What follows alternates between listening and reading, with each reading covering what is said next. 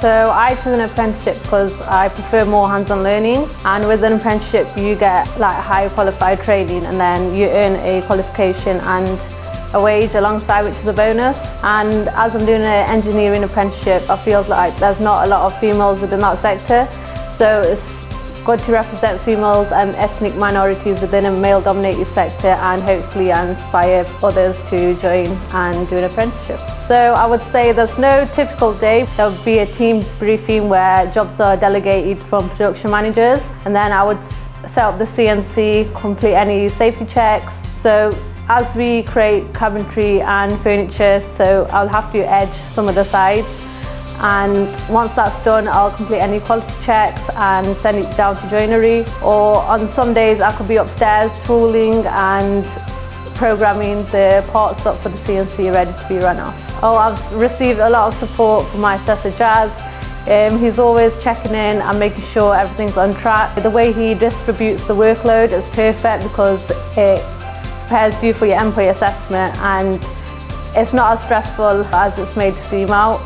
And yeah, it's really supportive. I feel like I've developed a lot of skills. So within the engineering base, I've learned milling, turning, fitting and welding.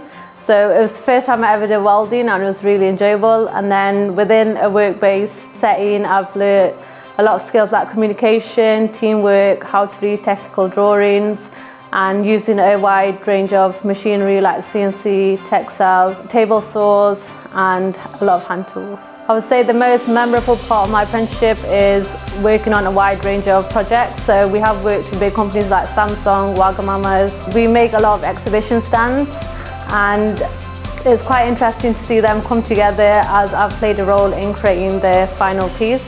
The best one that I think we've done is the UGS exhibition stand. So there was a lot of process and manufacturing within it, and the final piece came out perfectly. So within 5 years, I see myself developing myself further and becoming a project manager or SCM within the company, and also going on site and seeing all the exhibition stands and interior furniture all coming together as one. I would say to someone considering an apprenticeship, definitely go for it.